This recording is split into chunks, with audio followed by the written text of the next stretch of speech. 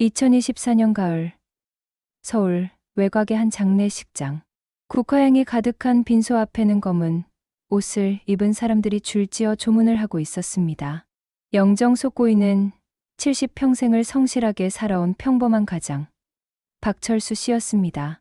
유족석에는 고인의 아내 김순자 씨와 두 자녀가 자리하고 있었습니다. 50대 중반의 장남 박민수, 그리고 50을 간 넘긴 차남 박민준. 두 아들은 아버지를 잃은 슬픔 속에서도 조문객들을 맞이하며 예를 갖추고 있었습니다. 고인께서 정말 좋은 분이셨습니다. 명복을 빕니다. 조문객들의 위로가 이어졌습니다. 고인은 평생 작은 인쇄소를 운영하며 가족을 위해 묵묵히 살아온 사람이었습니다. 화려하지 않았지만 성실했고, 말수는 적었지만 따뜻했던 아버지. 그런 아버지가 세상을 떠난 지 이틀째 되는 날이었습니다. 오후 3시경, 빈소의 문이 조용히 열렸습니다. 그리고 한 여인이 들어섰습니다. 50대 초반으로 보이는 그녀는 단정한 검은 투피스를 입고 있었습니다. 긴 생머리는 뒤로 묶여 있었고, 화장기 없는 얼굴에는 눈물 자국이 선명했습니다. 여인은 천천히 영정 앞으로 다가갔습니다.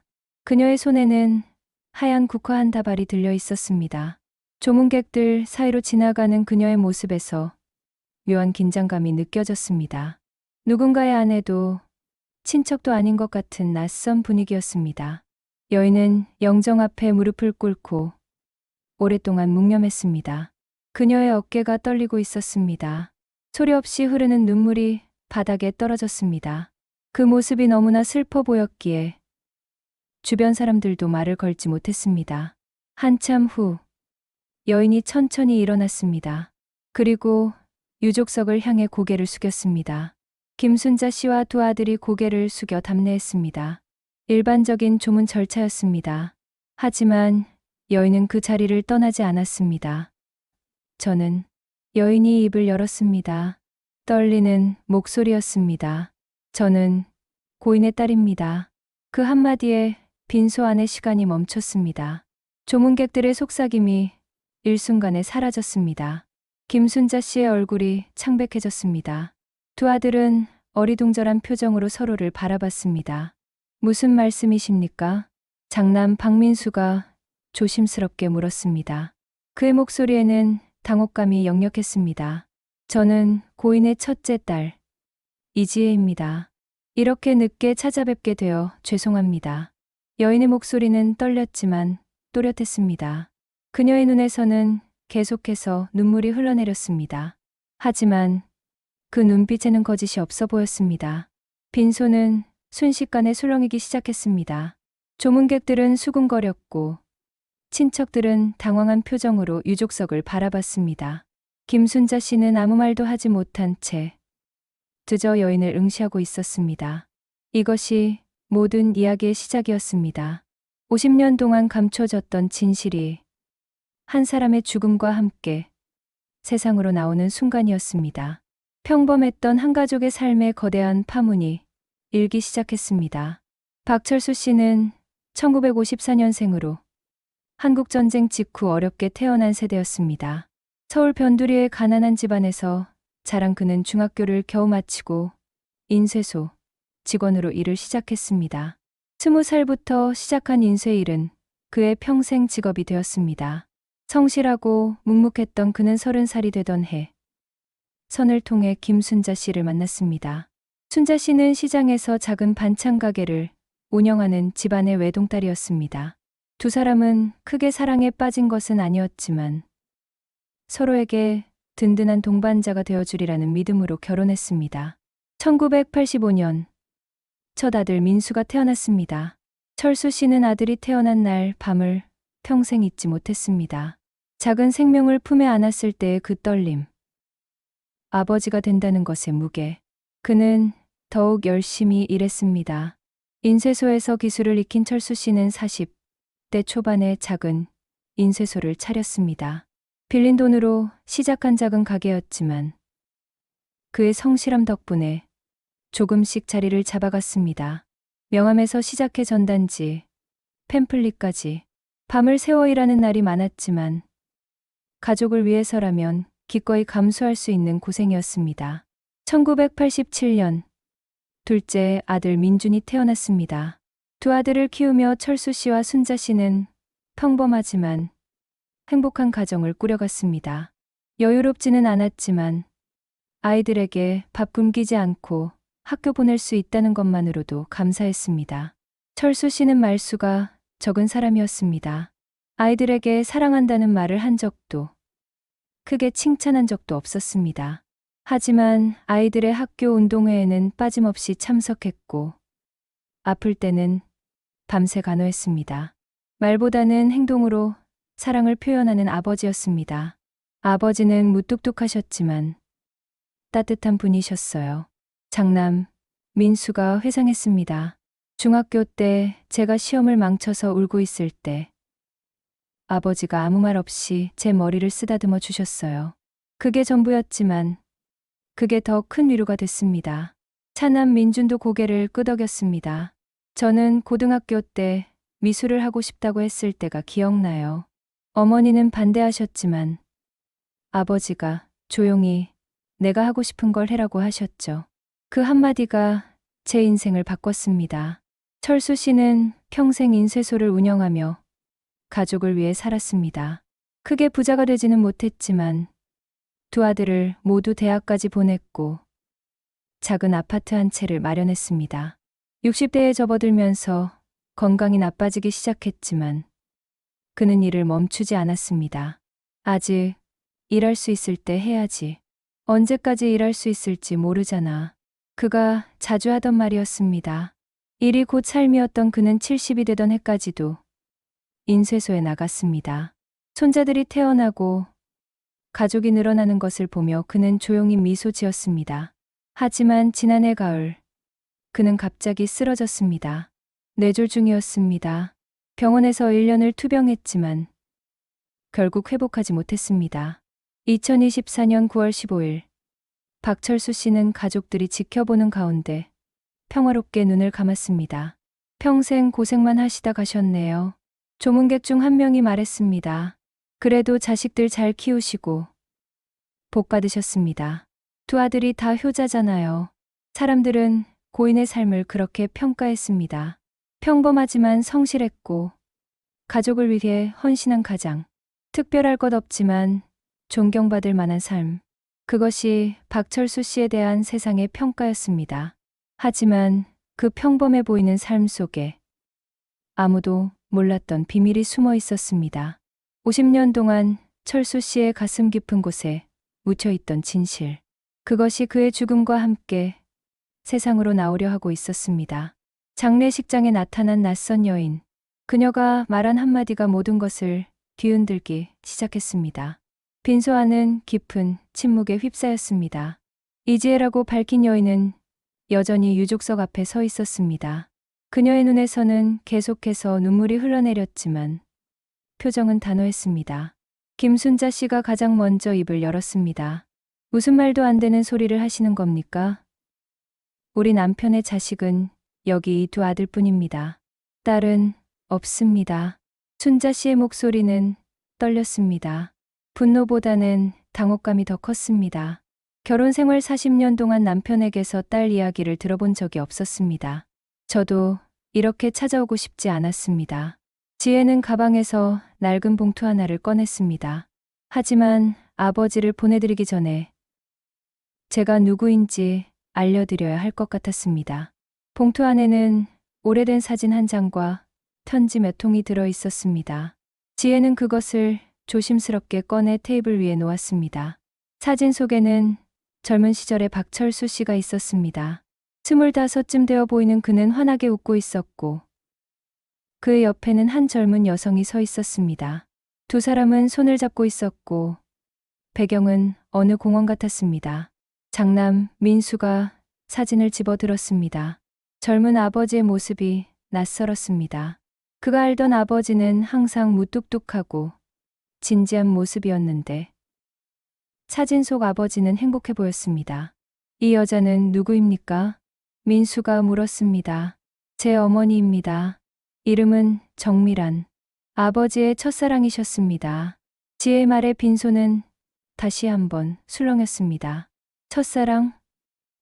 그렇다면 결혼 전 이야기란 말인가? 사람들의 머릿속에 여러 가지 생각이 스쳐 지나갔습니다. 그게 사실이라 해도 그건 결혼 전 일 아닙니까? 왜 지금 와서 이런 소동을 피우십니까? 차남 민준이 날카롭게 물었습니다. 그의 목소리에는 방어적인 태도가 역력했습니다. 맞습니다. 아버지와 어머니는 결혼하지 않으셨습니다. 지혜는 차분하게 말을 이어갔습니다. 1973년 아버지는 21살이셨고 제 어머니는 20살이었습니다. 두 분은 같은 인쇄소에서 일하며 만나셨고 사랑하게 되셨습니다. 그녀는 잠시 말을 멈추고 깊은 숨을 들이쉬었습니다. 하지만 양가 부모님의 반대가 심했다고 합니다. 어머니 집안에서는 가난한 인쇄소 직원과의 결혼을 허락하지 않으셨고 아버지 집안에서는 어머니가 혼자 사는 홀어머니의 딸이라는 이유로 반대하셨습니다. 지혜의 이야기는 계속되었습니다. 1974년 두 사람은 결국 헤어질 수밖에 없었습니다. 하지만 그때 이미 미라는 임신 중이었습니다. 그 사실을 안철수는 결혼하고 싶어 했지만 양가의 반대는 더욱 거세졌습니다. 어머니는 혼자 저를 낳으셨습니다. 1975년 2월 14일 겨울의 끝자락에서요. 발렌타인데이에 태어난 아이. 그 아이가 바로 지금 눈앞에 서 있는 이지혜였습니다. 아버지는 저를 보고 싶어 하셨지만 어머니는 만나지 못하게 하셨습니다. 새로운 인생을 살라고 자신과 아이 걱정은 하지 말라고 하셨답니다. 김순자 씨의 얼굴이 점점 창백해졌습니다. 1975년이라면 남편이 23살 때입니다. 자신과 만나기 9년 전이었습니다. 그럼 당신 어머니는 지금 어디 계십니까? 순자 씨가 떨리는 목소리로 물었습니다. 10년 전에 돌아가셨습니다. 지혜의 눈에서 또다시 눈물이 흘러내렸습니다. 어머니는 평생 혼자 사셨습니다. 저를 키우시느라 재혼도 하지 않으셨어요. 그리고 돌아가시기 전 저에게 이 사진들과 편지들을 주시며 모든 이야기를 하셨습니다. 테이블 위에는 여러 통의 편지가 놓여 있었습니다. 노랗게 빛바랜 편지지에는 손글씨로 빼곡하게 글이 쓰여 있었습니다. 민수가 조심스럽게 편지 한 통을 펼쳤습니다. 편지는 1975년에 쓰인 것이었습니다. 미란아, 우리 아이가 잘 태어났다니 다행이다. 보고 싶지만 참아야겠지. 언젠가 우리 아이를 꼭 만나고 싶다. 좋은 아버지가 되지 못해 미안하다. 편지 말미에는 박철수라는 서명이 또렷하게 적혀 있었습니다. 그 필체는 분명 아버지의 것이었습니다. 빈소는 다시 한번 깊은 침묵에 빠졌습니다. 편지를 읽은 후 빈소의 분위기는 완전히 달라졌습니다. 처음에는 황당하다는 반응이었지만 이제는 당혹감과 혼란이 지배했습니다. 특히 김순자 씨의 충격이 컸습니다. 이게 정말 남편 필체가 맞는 것 같아요. 민수가 조심스럽게 말했습니다. 그는 여러 통의 편지를 더 확인했습니다. 모두 1970년대에 쓰인 것들이었고 아버지의 젊은 시절 필체였습니다. 하지만 이게 진짜라 해도 왜 이제 와서 나타나신 겁니까? 민주는 여전히 경계심을 늦추지 않았습니다. 그의 눈에는 의심이 가득했습니다. 혹시 재산 때문에 오신 건 아닙니까? 그 말에 지혜는 고개를 저었습니다. 저는 재산이 필요 없습니다. 제게 필요한 건 아버지를 제대로 보내드리는 것뿐입니다. 그녀는 가방에서 또 다른 서류를 꺼냈습니다. 그것은 재산 포기 각서였습니다. 이미 변호사를 통해 공증받은 문서였습니다. 저는 법적으로 아무것도 요구하지 않겠습니다. 다만 아버지의 마지막을 함께하고 싶을 뿐입니다. 그 말과 함께 내민 서류를 보고 사람들의 표정이 조금씩 변하기 시작했습니다. 적어도 금전적인 목적은 아닌 것 같았습니다. 김순자 씨는 한참 동안 아무 말도 하지 못했습니다. 결혼, 생활 40년, 그동안 남편이 이런 비밀을 품고 있었다는 사실이 믿기지 않았습니다. 배신감보다는 허탈함이 먼저 밀려왔습니다. 어머니, 일단 밖에서 이야기하시죠. 민수가 어머니를 부축하며 말했습니다. 조문객들이 지켜보는 가운데 이런 이야기를 계속할 수는 없었습니다. 유족들과 지혜는 장례식장 옆 작은 상담실로 자리를 옮겼습니다. 문이 닫히자 김순자 씨가 주저앉았습니다. 50년을 함께 산 남편이 낯설게 느껴졌습니다. 어머니께서 돌아가신 후 저는 오랫동안 고민했습니다. 지혜가 조용히 말을 시작했습니다. 아버지를 찾아갈까 말까. 하지만 어머니의 유언이 있었습니다. 아버지가 행복하게 사시는 걸 방해하지 말라고요. 그녀는 눈물을 닦으며 계속 말했습니다. 그래서 저는 멀리서만 지켜봤습니다.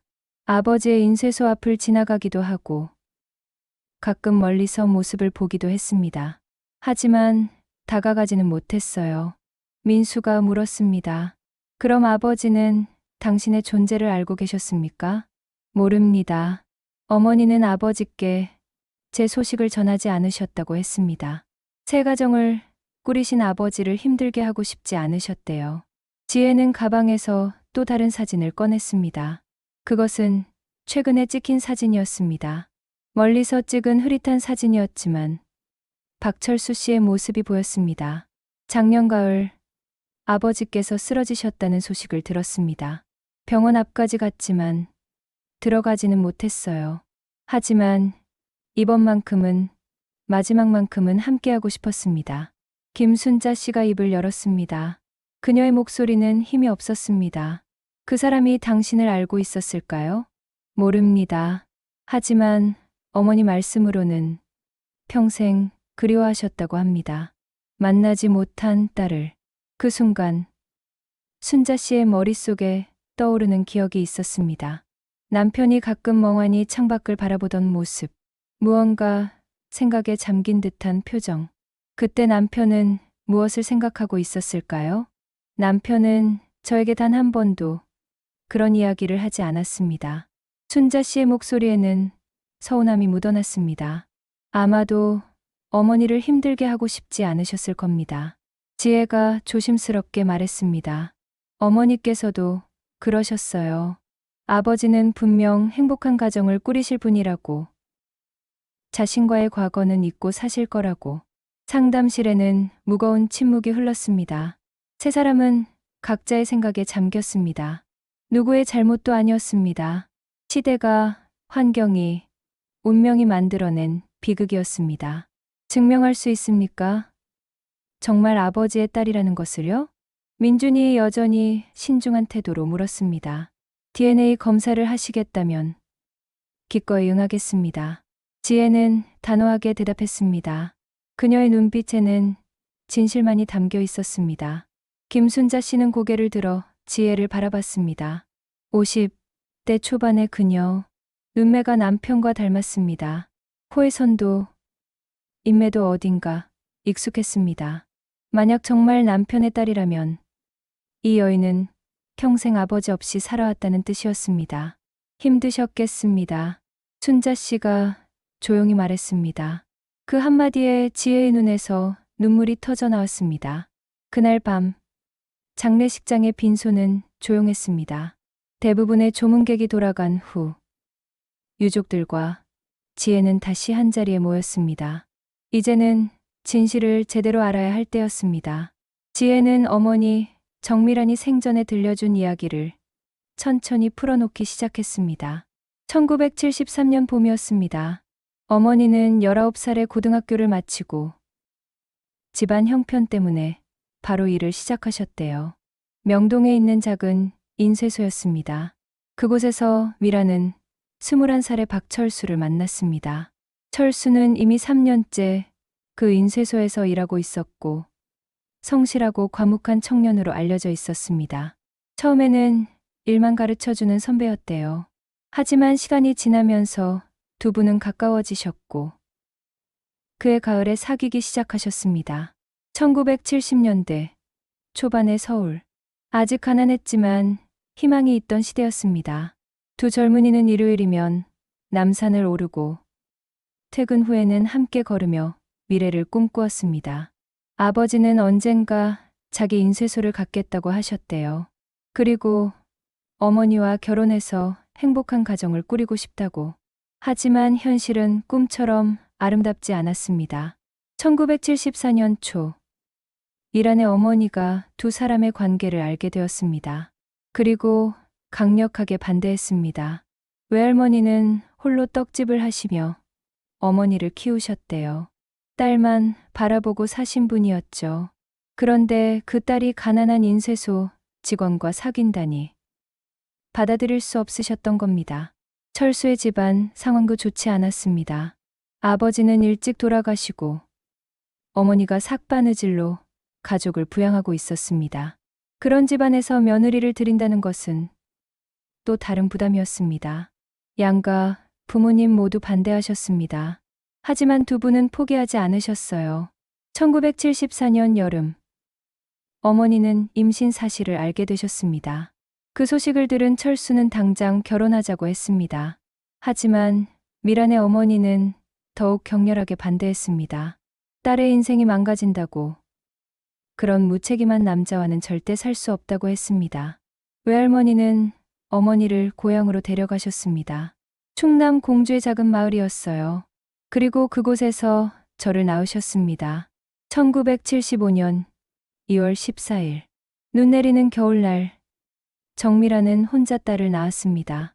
21살의 어린 나이에 아무도 없는 시골 방에서 외할머니가 산파를 불러 도왔지만 그 고통은 평생 잊을 수 없는 것이었습니다.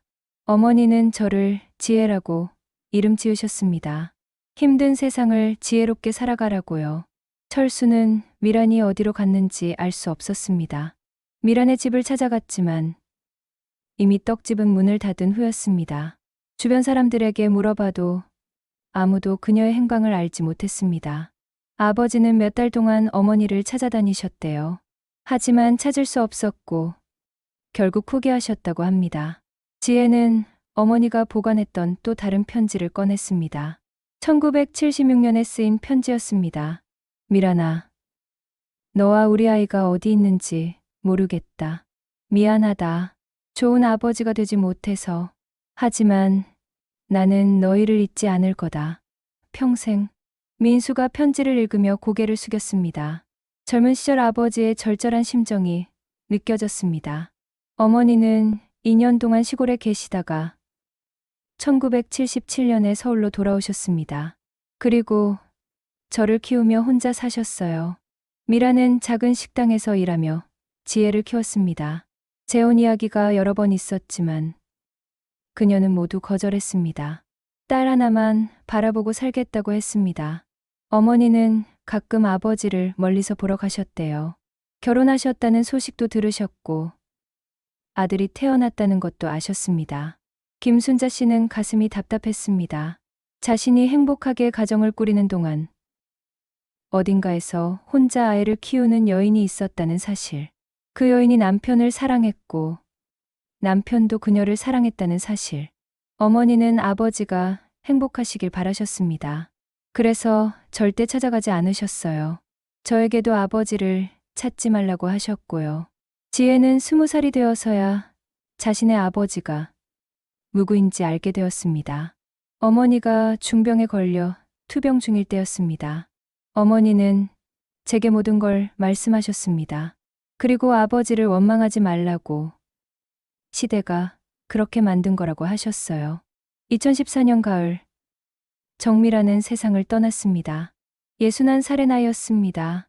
평생 혼자 살며 딸 하나를 키운 여인. 그녀는 죽는 순간까지 박철수를 사랑했습니다. 어머니의 유품 중에 이 사진들과 편지들이 있었습니다. 평생 간직하신 거예요. 테이블 위에는 수십 장의 사진이 놓여 있었습니다. 젊은 시절의 철수와 미란, 함께 웃고 함께 걷는 모습들. 그 속에서 두 사람은 정말 행복해 보였습니다. 민준이 조용히 물었습니다. 그럼 당신은 왜 이제 와서 아버지를 찾은 겁니까? 찾지 않으려 했습니다. 어머니의 유언대로 영원히 비밀로 하려 했어요. 지혜는 잠시 말을 멈췄습니다. 하지만 작년에 아버지께서 쓰러지셨다는 소식을 듣고 생각이 바뀌었습니다. 이대로 보내드리면 평생 후회할 것 같았어요. 단 한 번이라도 아버지라고 부르고 싶었습니다. 그녀의 고백에 빈소는 다시 한번 깊은 침묵에 빠졌습니다. 다음 날 아침, 장례식장에는 긴장감이 감돌았습니다. 전날의 충격적인 상황이 친척들과 조문객들 사이에 소문처럼 퍼졌습니다. 사람들은 수군거렸고 유족들을 바라보는 시선에는 동정과 호기심이 섞여 있었습니다. 김순자 씨는 밤새 한숨도 자지 못했습니다. 남편의 영정을 바라보며 수없이 질문했습니다. 왜 말하지 않았냐고, 왜 혼자 그 비밀을 간직했냐고. 하지만 영정 속 남편은 여전히 조용히 미소 짓고 있을 뿐이었습니다.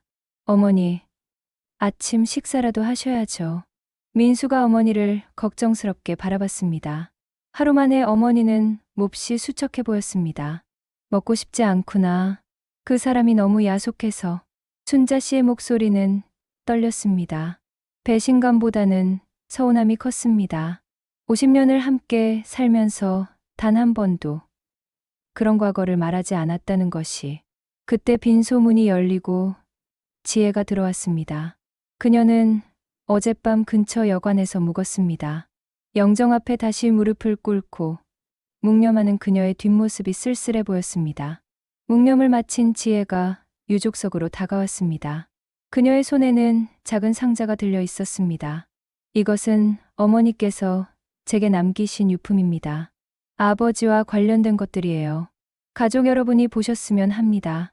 상자 안에는 더 많은 편지와 사진, 그리고 작은 일기장이 들어 있었습니다. 일기장은 정밀한의 것으로 1973년부터 1975년까지의 기록이었습니다. 민수가 조심스럽게 일기장을 펼쳤습니다. 1973년 10월 15일. 오늘 철수 선배와 처음 남산에 올랐다. 가을 단풍이 너무 아름다웠다. 선배가 내 손을 잡아주었다. 심장이 너무 빨리 뛰었다. 젊은 날의 풋풋한 사랑이 글 속에 고스란히 담겨 있었습니다. 1974년 5월 3일. 어머니가 우리 관계를 아셨다. 크게 화를 내셨다. 하지만 나는 선배를 사랑한다. 이 마음은 어쩔 수 없다. 1974년 8월 20일. 임신한 것 같다. 두렵지만 선배의 아이라고 생각하니 마음 한편이 따뜻하다. 어떻게 말해야 할까? 일기는 점점 절박해졌습니다. 1974년 11월 10일. 어머니가 나를 시골로 데려가신다고 하신다. 선배를 만날 수 없다. 너무 슬프다. 하지만 우리 아이를 위해서는 이게 맞는 것 같다. 마지막 일기는 1975년 2월 14일이었습니다. 딸을 낳았다. 철수를 닮았다. 눈매가 특히 그렇다. 이 아이에게 미안하다. 아버지 없이 자라게 해서. 하지만 이 아이만큼은 잘 키우겠다. 철수야. 미안해. 그리고 사랑해. 일기를 읽는 민수의 눈에 눈물이 고였습니다. 차남 민준도 고개를 숙였습니다. 김순자 씨는 아무 말도 하지 못한 채 손수건으로 눈물을 닦았습니다. 아버지께서도 어머니를 찾으셨습니다. 지혜가 또 다른 편지 한 통을 꺼냈습니다. 그것은 1978년에 쓰인 것으로 철수가 미란의 옛집 주인에게 남긴 편지였습니다. 정미란 씨의 소식을 아시면 제게 연락 부탁드립니다. 박철수. 편지 말미에는 주소와 전화번호가 적혀 있었습니다. 하지만 그 편지는 어머니께 전해지지 않았습니다. 집주인이 이사를 가셨고 편지는 어머니의 친구가 우연히 발견해서 몇 년 후에 전해주셨대요. 그때는 이미 철수가 결혼하고 아들이 태어난 후였습니다. 미라는 그 편지를 읽고 한참을 울었지만 연락하지 않았습니다. 이미 새 가정을 꾸린 사람을 다시 흔들고 싶지 않았습니다. 어머니는 평생 아버지를 사랑하셨습니다. 그리고 후회하지 않으셨어요. 오히려 아버지가 행복하게 사시는 것을 보며 이안을 받으셨다고 합니다. 지혜의 말에 김순자 씨는 복잡한 감정에 휩싸였습니다. 질투도, 분노도 있었지만 동시에 그 여인에 대한 연민도 느껴졌습니다. 혼자 아이를 키우며 평생을 살았다는 것, 그것이 얼마나 힘들었을지. 당신은 어떻게 자라셨습니까? 순자 씨가 처음으로 지혜에게 직접 물었습니다. 어머니께서 식당 일을 하시며 저를 키우셨습니다. 어렵게 살았지만 불행하지는 않았어요. 어머니는 저에게 최선을 다하셨고 저도 열심히 공부해서 대학에 갔습니다. 지혜는 서울의 한 대학에서 국문학을 전공했고 지금은 작은 서점을 운영하고 있었습니다. 결혼은 하지 않았고 혼자 살고 있었습니다. 어머니가 돌아가신 후 저는 오랫동안 방황했습니다. 아버지를 찾아갈까 말까. 하지만 용기가 나지 않았어요. 그녀는 몇 번이나 철수의 인쇄소 앞을 지나갔습니다. 멀리서 아버지의 모습을 봤습니다. 하지만 다가가지 못했습니다. 행복해 보이는 가족의 모습에 자신이 끼어들 자격이 없다고 생각했습니다. 하지만 작년에 아버지께서 쓰러지셨다는 소식을 들었습니다. 병원에 찾아가 멀리서 지켜봤어요. 그리고 결심했습니다. 마지막만큼은 함께하겠다고. 민준이 물었습니다. 그렇다면 DNA 검사를 해야 할 것 같습니다. 확실하게 하기 위해서요. 물론입니다. 언제든 검사받겠습니다. 지혜는 주저없이 대답했습니다. 그날 오후 유족들과 지혜는 함께 병원으로 갔습니다. DNA 검사를 위해 철수의 유전자 샘플과 지혜의 샘플을 채취했습니다. 결과는 일주일 후에 나올 예정이었습니다. 검사 결과가 나올 때까지 기다리겠습니다. 지혜는 조용히 말했습니다. 그 전까지는 더 이상 가족 여러분을 찾아뵙지 않겠습니다. 혼란스러우실 테니까요. 하지만 김순자 씨가 그녀를 불렀습니다. 장례식까지 머무르세요. 만약 정말 우리 남편의 딸이라면 아버지를 보내드릴 권리가 있습니다. 그 말에 지혜는 고개를 숙이며 눈물을 흘렸습니다. 장례식 이틀째 밤, 빈소는 조용했습니다. 대부분의 조문객이 돌아간 후 지혜는 혼자 영정 앞에 앉아 있었습니다. 김순자 씨가 그녀에게 머물라고 했지만 지혜는 낮 동안에는 되도록 멀리 떨어져 있었습니다. 가족들에게 부담을 주고 싶지 않았습니다. 혼자 계시네요. 민수가 조용히 다가와 지혜 옆에 앉았습니다. 지혜는 깜짝 놀라 고개를 들었습니다. 죄송합니다.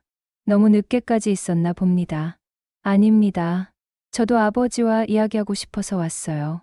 민수는 영정을 바라보며 말했습니다. 이상하게도 어제부터 아버지가 낯설게 느껴집니다.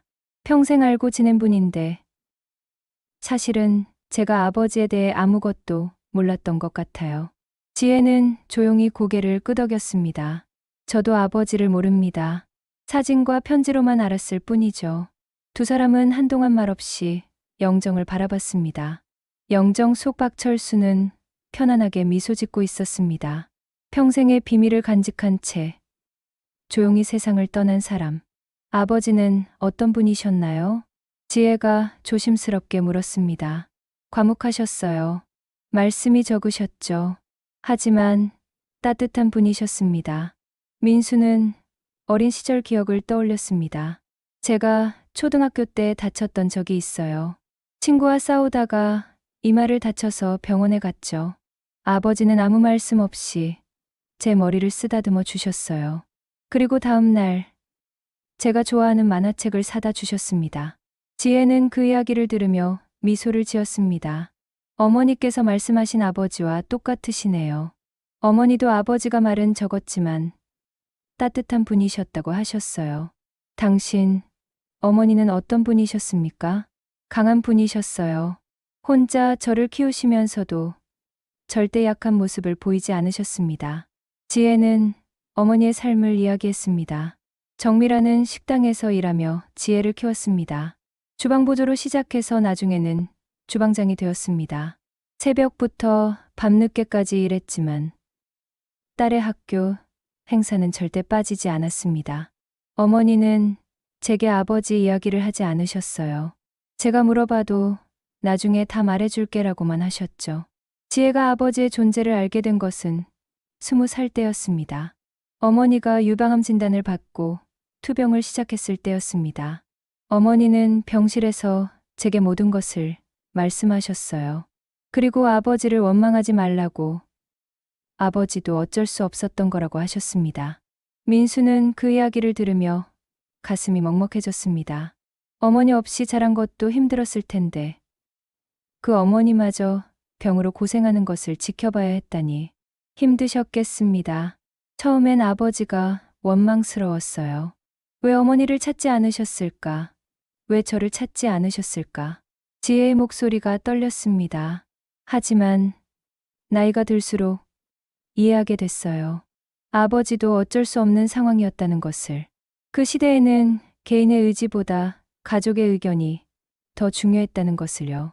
두 사람은 다시 침묵에 빠졌습니다. 민수는 복잡한 감정에 휩싸였습니다. 지혜를 인정하고 싶은 마음과 아직 확신할 수 없다는 의구심이 공존했습니다. DNA 검사 결과가 나오면 그때 다시 이야기하죠. 민수가 조심스럽게 말했습니다. 네, 그러겠습니다. 지혜는 고개를 끄덕였습니다. 그때 뒤에서 발소리가 들렸습니다. 김순자 씨가 천천히 다가오고 있었습니다. 그녀도 잠을 이루지 못하고 나온 것이었습니다. 어머니. 민수가 일어나 어머니를 부축했습니다. 순자 씨는 아들의 부축을 받으며 영정 앞에 앉았습니다. 당신과 이야기하고 싶었어요. 순자 씨가 지혜를 바라보며 말했습니다. 저도 어머니와 이야기 나누고 싶었습니다. 지혜는 공손하게 대답했습니다. 당신 어머니, 정미란 씨는 우리 남편을 사랑했나요? 순자 씨의 질문에 지혜는 단호하게 대답했습니다. 네, 평생을 사랑하셨습니다. 죽는 순간까지요. 그 사람도 당신 어머니를 사랑했을까요? 순자 씨의 목소리는 떨렸습니다.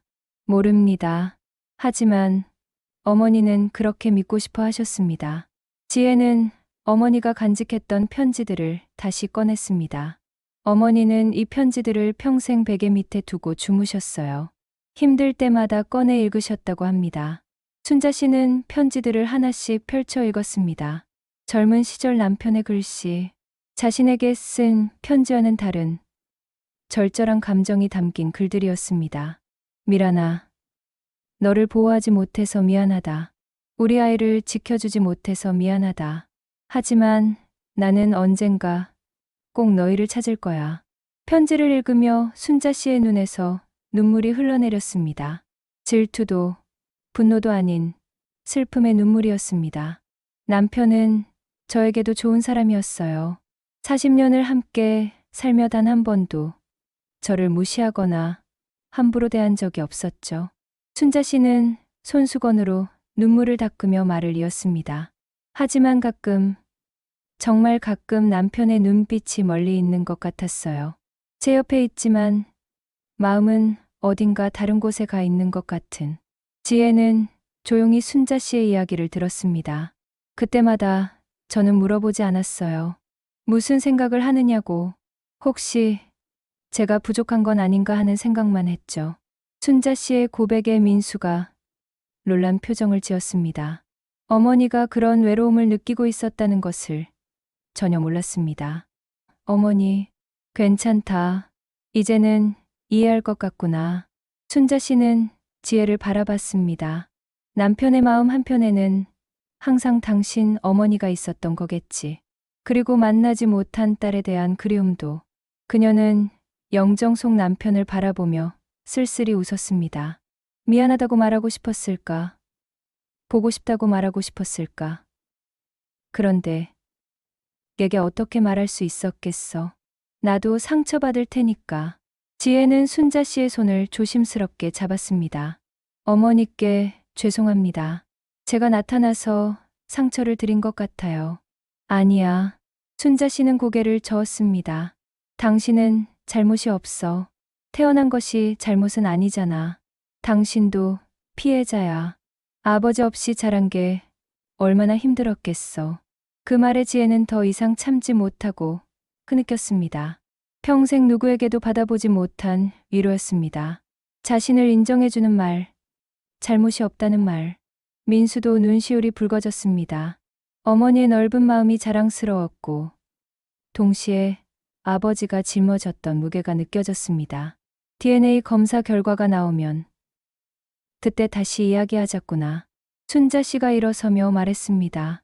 만약 정말 우리 남편의 딸이라면 그땐 가족으로 받아들여야겠지.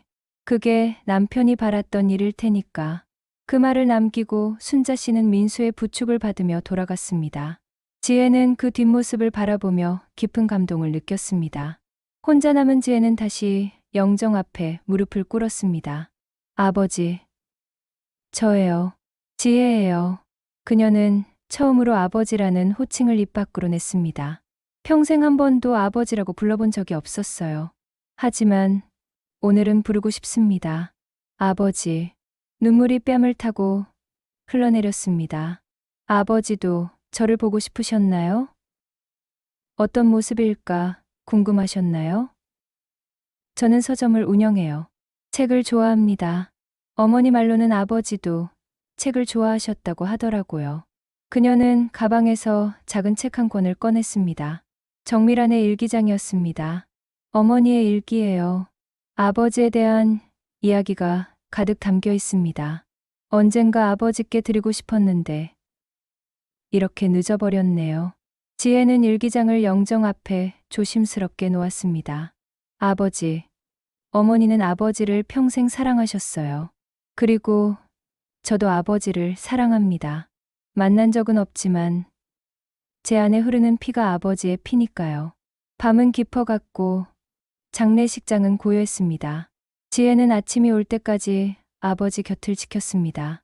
장례식 나흘째 되는 날, 발인을 앞둔 아침이었습니다.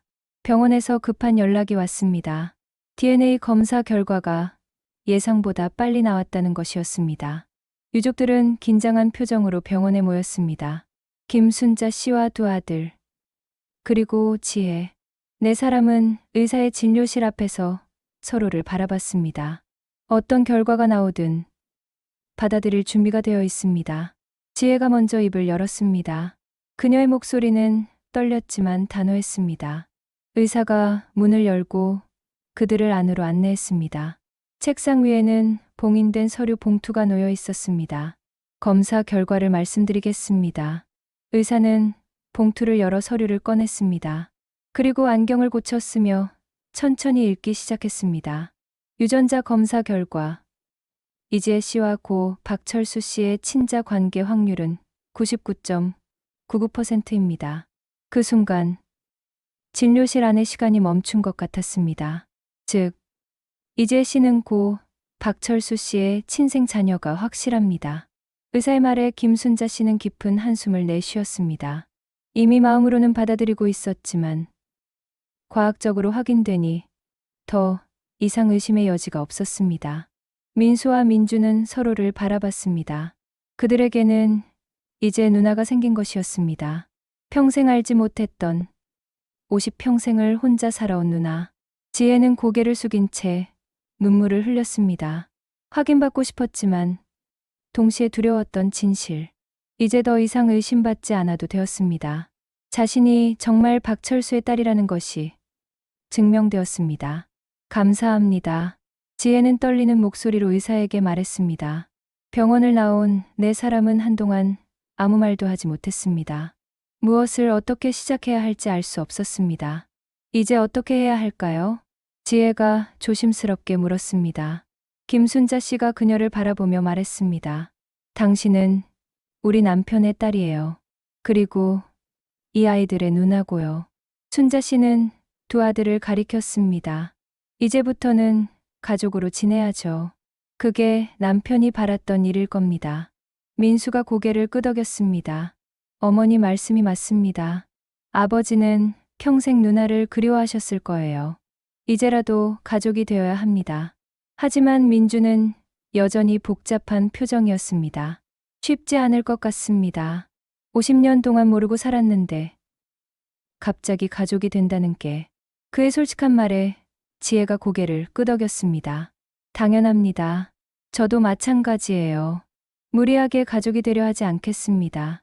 천천히 서로 알아가면서 지내면 되지 않을까요? 순자 씨가 지혜의 손을 잡았습니다. 천천히 하자꾸나. 시간이 필요해. 우리 모두에게. 네 사람은 장례식장으로 돌아왔습니다. 오늘이 발인 날이었습니다. 박철수의 마지막 가는 길을 배웅해야 하는 날. 장례식장에는 많은 사람들이 모여 있었습니다. 친척들, 친구들, 인쇄소 거래처 사람들. 모두 고인을 배웅하기 위해 온 사람들이었습니다. DNA 검사 결과가 나왔습니다. 민수가 모인 사람들 앞에서 발표했습니다. 이재 씨는 아버지의 친딸이 맞습니다. 이제부터 우리 가족의 일원입니다. 사람들 사이에서 술렁임이 일었습니다.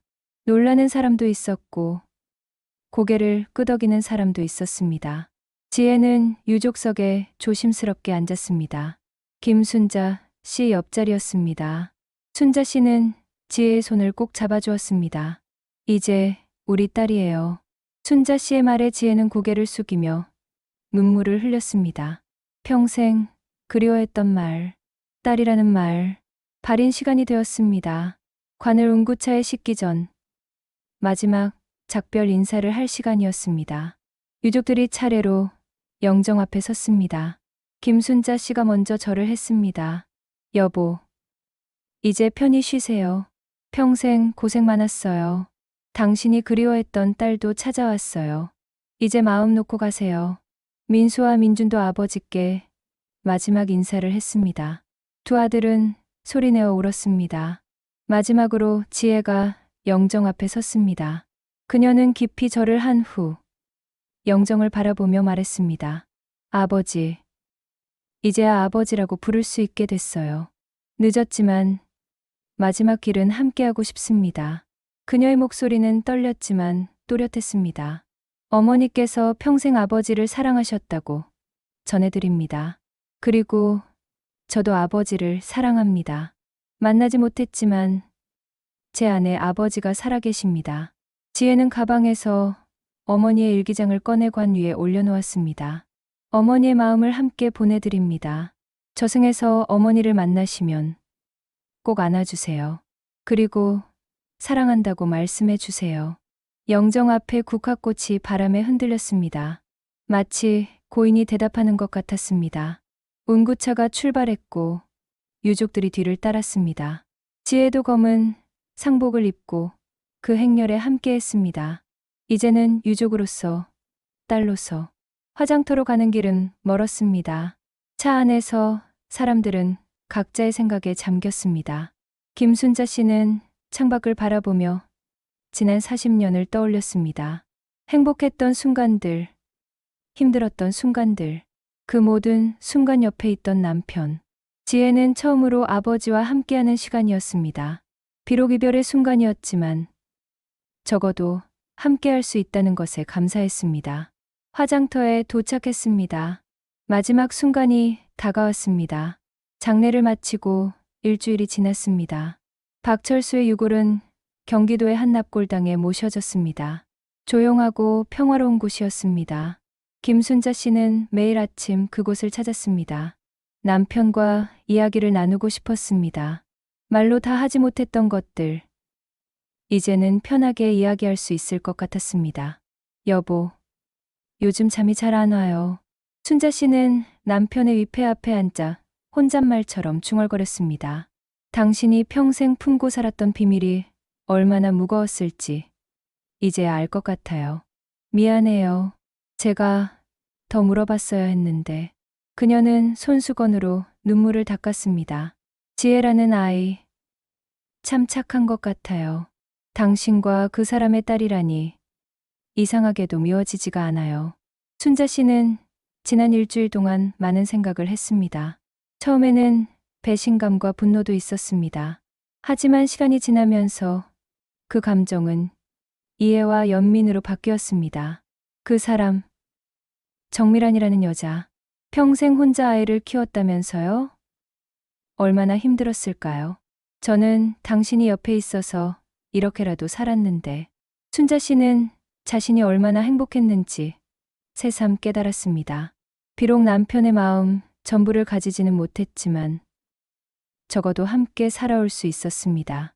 하지만 정미라는 혼자였습니다. 당신도 힘들었겠지요. 사랑했던 사람과 헤어지고 딸을 만나지 못하고 평생 그 짐을 혼자 지고 살았으니 그날 오후 지혜가 납골당을 찾아왔습니다. 순자 씨는 그녀를 보고 놀랐습니다. 어머니, 여기 계셨군요. 지혜는 공손하게 인사했습니다. 그녀도 아버지를 찾아온 것이었습니다. 너도 아버지 보러 왔구나. 순자 씨는 자리를 비켜주었습니다. 지혜는 위패 앞에 무릎을 꿇고 절을 했습니다. 아버지, 지혜예요. 오늘도 찾아왔어요. 그녀는 가방에서 작은 액자를 꺼냈습니다. 그 안에는 어머니 정미란의 사진이 들어 있었습니다. 젊은 시절의 아름다운 모습이었습니다. 아버지, 어머니 사진이에요. 함께 두고 싶어서 가져왔어요. 지혜는 액자를 위패 옆에 조심스럽게 놓았습니다. 그러자 순자 씨가 조용히 말했습니다. 그래, 함께 두자. 당신 아버지가 그리워했던 사람이니까. 지혜는 순자 씨를 놀란 눈으로 바라봤습니다. 어머니, 괜찮아. 이제는 괜찮아. 순자 씨는 정미란의 사진을 바라보며 말했습니다. 예쁜 사람이네. 당신 아버지가 사랑할 만했어. 그 말에 지혜는 눈물을 흘렸습니다. 어머니, 감사합니다. 이렇게 받아주셔서. 뭘? 우리 모두 피해자야. 시대가 그렇게 만든 거지. 순자 씨는 지혜의 손을 잡았습니다. 너는 아무 잘못이 없어. 태어난 것이 잘못은 아니잖아. 그리고 당신 어머니도 최선을 다해 살았을 거야. 두 여인은 한동안 말없이 위패를 바라봤습니다. 한 남자를 사랑했던 두 여자. 한 명은 아내로, 한 명은 첫사랑으로. 당신 어머니 이야기를 들려줄래? 순자 씨가 부드럽게 물었습니다. 지혜는 어머니의 삶을 이야기했습니다. 혼자 딸을 키우며 식당에서 일했던 이야기. 힘들어도 절대 약한 모습을 보이지 않았던 이야기. 딸의 학교 행사에는 빠짐없이 참석했던 이야기. 어머니는 제게 최고의 엄마였어요. 아버지가 없어도 저는 불행하지 않았습니다. 순자 씨는 그 이야기를 들으며 고개를 끄덕였습니다. 훌륭한 분이셨네. 존경스러워. 그 말에 지혜는 깊이 감동받았습니다. 아버지의 아내가 어머니를 인정해 준다는 것. 그것은 어머니의 인생을 인정해 주는 것이었습니다. 어머니, 제가 너무 큰 상처를 드린 건 아닐까요? 지혜가 조심스럽게 물었습니다. 상처? 물론 있지. 처음에는 화도 났고 배신당한 기분도 들었어. 순자 씨는 솔직하게 말했습니다. 하지만 생각해보니 당신 아버지도 희생자였어. 사랑하는 사람과 헤어져야 했고 딸을 만나지 못했으니까. 그리고 나와 결혼해서도 평생 그 짐을 혼자 지고 살았잖아. 순자 씨는 잠시 말을 멈추었다가 계속했습니다. 당신 아버지는 나에게 좋은 남편이었어. 바람 피운 적도 없고 가족을 위해 평생 일했지. 다만 마음 한구석에 지울 수 없는 사랑이 있었을 뿐이야. 어머니는 그걸 아셨나요? 어렴풋이는 알았지. 가끔 남편의 눈빛이 멀리 있는 것 같았거든. 하지만 물어보지 않았어. 물어보면 대답을 들어야 하잖아. 그게 두려웠어. 순자 씨는 쓸쓸히 웃었습니다. 이제 와서 생각해보니 물어봤어야 했나 봐. 그럼 남편도 덜 힘들었을 텐데. 지혜는 순자 씨의 어깨를 조심스럽게 안았습니다. 어머니께서 아버지를 행복하게 해주셨어요. 제 어머니도 그렇게 믿고 싶어 하셨고요. 두 여인은 서로를 안으며 눈물을 흘렸습니다. 한 남자를 사랑했던 두 여인. 이제는 서로를 이해하고 받아들이는 순간이었습니다. 그날 이후 지혜는 종종 순자 씨를 찾아뵈었습니다. 처음에는 어색했지만 시간이 지나면서 조금씩 가까워졌습니다. 순자 씨는 지혜에게 아버지의 이야기를 들려주었고 지혜는 어머니의 이야기를 들려주었습니다. 민수와 민준도 조금씩 지혜를 받아들였습니다. 특히 민수는 지혜에게 관심을 보였습니다. 누나, 혹시 시간 되시면 저희 집에 한번 오시겠어요? 아버지 물건들이 있는데 같이 보면 좋을 것 같아서요. 지혜는 고마운 마음에 그 제안을 받아들였습니다. 그렇게 조금씩 이 낯선 가족은 진짜 가족이 되어가고 있었습니다. 6개월이 흘렀습니다. 봄이 찾아온 어느 날, 박철수의 가족들은 다시 납골당에 모였습니다. 그의 생일이었습니다. 김순자 씨는 고인이 좋아하던 음식을 정성껏 준비해 왔습니다. 민수와 민주는 아내와 아이들을 데리고 왔습니다. 그리고 지혜도 함께였습니다. 할아버지, 안녕하세요. 민수의 아들이 밝게 인사했습니다. 이제 초등학교에 다니는 손자는 낯선 고모를 신기한 눈으로 바라봤습니다. 넌 누구야? 나는 내 고모야. 지혜 고모. 지혜는 조카에게 다정하게 말했습니다. 고모가 2명이나 있어? 아이의 순진한 질문에 어른들은 웃음을 터뜨렸습니다. 그래. 내게는 고모가 3명이야. 아빠 여동생 2명. 그리고 지혜 고모. 민수가 아들을 안으며 설명했습니다. 아이는 고개를 갸웃거리다가 이내 받아들였습니다. 아이들은 어른들보다 훨씬 순수했습니다. 제사상을 차리는 동안 가족들은 화기애애하게 이야기를 나눴습니다. 처음에 어색함은 사라지고 이제는 자연스러운 가족의 모습이었습니다.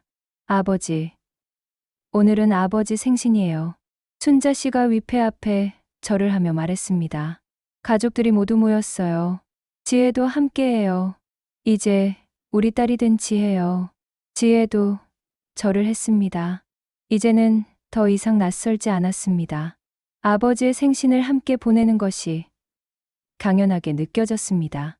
제사를 마친 후 가족들은 근처 공원으로 자리를 옮겼습니다.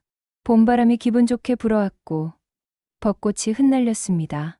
누나, 요즘 서점은 어때요? 민준이 지혜에게 물었습니다. 잘 되고 있어요. 단골 손님들이 많아서 다행이에요. 지혜는 서울 서대문구에서 작은 서점을 운영하고 있었습니다. 미란 책방이라는 이름의 아담한 서점이었습니다. 어머니를 기리기 위해 지은 이름이었습니다. 나도 한번 가보고 싶네요. 책 사러. 순자 씨가 말했습니다. 언제든 오세요, 어머니. 차도 대접해 드릴게요. 지혜는 이제 김순자 씨를 자연스럽게 어머니라고 불렀습니다. 처음에는 조심스러웠지만 순자 씨가 먼저 그렇게 부르라고 했습니다. 넌 이제 내 딸이야. 늦게 찾은 딸이지만 그래도 내 딸이야. 순자 씨의 그 한마디가 지혜의 인생을 바꿨습니다. 평생 갈망했던 가족. 이제 그녀에게도 가족이 생긴 것입니다. 누나, 저희 아버지 물건 중에 이런 게 있었어요. 민수가 작은 상자를 꺼냈습니다. 그 안에는 낡은 만년필이 들어 있었습니다. 아버지가 젊은 시절부터 쓰시던 거래요. 누나가 가지셨으면 좋겠어요. 지혜는 만년필을 조심스럽게 받아들었습니다. 세월의 흔적이 역력한 만년필이었지만 잘 관리되어 있었습니다. 이걸로 어머니께 편지를 쓰셨을 거예요. 지혜의 말에 모두가 고개를 끄덕였습니다. 그리고 이것도요. 민준이 낡은 사진 한 장을 꺼냈습니다. 젊은 시절 철수와 미란이 함께 찍은 사진이었습니다. 지혜가 가져왔던 사진과 같은 날 찍은 것으로 보였습니다. 아버지 책상 서랍 깊은 곳에 있었어요. 어머니도 모르셨던 거예요. 순자 씨는 그 사진을 보며 복잡한 표정을 지었습니다. 질투도 분노도 아닌 그저 담담한 수용이었습니다. 평생 간직하셨던 거네요. 얼마나 그리웠을까. 순자 씨의 말에는 더 이상 원망이 없었습니다. 당신 어머니 정말 아름다운 분이셨구나. 지혜는 눈물을 흘리며 사진을 바라봤습니다. 그 안에는 행복해하는 부모님의 모습이 있었습니다. 비록 함께할 수 없었지만 그 순간만큼은 진심으로 사랑했던 두 사람. 누나, 우리 아버지 인쇄소 건물 아직 있어요. 민수가 말했습니다. 이제는 문을 닫았지만 건물은 그대로예요. 혹시 보고 싶으시면 같이 가보실래요? 지혜는 고개를 끄덕였습니다. 가보고 싶어요. 아버지가 평생 일하신 곳이잖아요. 다음 주, 가족들은 함께 옛 인쇄소를 찾았습니다. 서울 구로구의 오래된 건물이었습니다. 2년 전 문을 닫은 후로는 비어 있었습니다. 여기가 아버지가 30년 넘게 운영하신 곳이에요. 민수가 문을 열자 먼지 냄새와 함께 잉크 냄새가 희미하게 풍겼습니다. 오래된 인쇄 기계들이 그대로 남아 있었습니다. 지혜는 천천히 안으로 들어갔습니다. 아버지가 평생을 보낸 공간. 이곳에서 아버지는 가족을 위해 일했고 동시에 만나지 못한 딸을 그리워했을 것입니다. 아버지의 책상이에요. 민준이 구석의 낡은 책상을 가리켰습니다. 지혜는 책상 앞에 앉아 주변을 둘러봤습니다. 벽에는 가족 사진들이 걸려 있었습니다. 어린 민수와 민준. 그리고 점점 커가는 아이들의 모습. 저는 이 사진들 속에 없네요. 지혜가 쓸쓸히 웃으며 말했습니다. 하지만 아버지 마음속에는 항상 있었을 거예요. 순자 씨가 지혜의 어깨를 토닥였습니다. 이제부터는 우리 가족 사진에 너도 함께 할 거야. 그날 오후, 가족들은 함께 사진관을 찾았습니다. 오랜만에 찍는 가족 사진이었습니다. 김순자 씨를 중심으로 양옆에 아들들과 며느리들, 그리고 손주들, 그 옆에 지혜도 함께 섰습니다. 자, 모두 웃으세요. 사진사의 말에 모두가 환하게 웃었습니다. 플래시가 터지고 그 순간이 영원히 기록되었습니다. 사진을 받아든 지혜는 오랫동안 그것을 바라봤습니다. 평생 갖고 싶었던 가족 사진. 이제 그녀에게도 가족이 있었습니다. 그해 여름, 지혜는 중요한 결정을 했습니다. 어머니와 아버지를 함께 모시기로 한 것입니다. 어머니의 유고를 아버지가 계신 납골당으로 옮기기로 했습니다. 어머니도 아버지 곁에 계시고 싶어 하실 거예요. 지혜의 제안에 김순자 씨는 조용히 고개를 끄덕였습니다. 그래, 함께 계시는 게 좋겠구나. 평생 못 만났으니 이제라도 함께 계시라고. 순자 씨의 너그러움에 지혜는 다시 한번 감동받았습니다. 이장하는 날, 가족들이 모두 모였습니다. 정밀한의 유골함을 박철수 곁에 모셨습니다. 이제 두 사람은 함께였습니다. 아버지, 어머니를 모셔왔어요. 지혜가 눈물을 흘리며 말했습니다. 이제 함께 계세요. 평생 못 만났지만 여기서만큼은 함께 계셔요. 납골당 창밖으로 햇살이 비쳤습니다. 따뜻한 여름 햇살이었습니다. 두 분 다 편히 쉬세요. 순자 씨가 두 위패를 향해 절을 했습니다. 제가 살아있는 동안은 지혜를 잘 돌보겠습니다. 이제 우리 딸이니까요. 그날 이후 가족들은 더욱 자주 모였습니다. 명절이면 함께 차례를 지냈고 생일이면 함께 축하했습니다. 지혜는 더 이상 혼자가 아니었습니다. 1년 후, 지혜의 서점에서 작은 행사가 열렸습니다. 어머니 정밀한의 일기를 책으로 엮어 출간한 것입니다.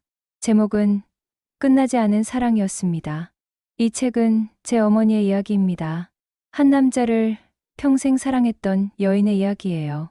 출판 기념회에서 지혜가 말했습니다. 어머니의 사랑은 이루어지지 못했지만 그 사랑은 진실했습니다. 그리고 그 사랑의 결실인 저는 지금 행복합니다. 객석에는 김순자 씨와 민수, 민준 가족이 앉아 있었습니다. 그들은 지혜의 말을 들으며 눈물을 흘렸습니다. 어머니, 아버지, 감사합니다. 저를 세상에 태어나게 해주셔서, 그리고 사랑을 알려주셔서. 지혜의 말에 청중들이 박수를 보냈습니다. 책은 많은 사람들에게 감동을 주었습니다. 특히 비슷한 상황에 처한 사람들에게 위로가 되었습니다. 시대가 가로막은 사랑, 만나지 못한 가족, 그런 아픔을 가진 사람들에게 이 책은 희망의 메시지가 되었습니다. 그해 가을, 박철수의 일주기가 찾아왔습니다. 가족들은 다시 납골당에 모였습니다. 이번에는 더 많은 사람들이 함께했습니다. 인쇄소에서 함께 일했던 사람들, 오래된 친구들. 고인께서 살아계셨다면 얼마나 좋아하셨을까요? 한 친구가 말했습니다. 가족들이 이렇게 화목하게 지내는 모습을요. 그렇겠죠. 아버지가 평생 바라던 일이니까요. 민수가 대답했습니다. 제사를 마친 후 지혜는 두위패 앞에 편지 한 통을 놓았습니다. 만년필로 정성껏 쓴 편지였습니다. 아버지의 만년필로 쓴 편지. 아버지, 어머니, 저는 이제 행복합니다. 가족이 생겼어요. 늦었지만 이제 저도 속할 곳이 생겼습니다.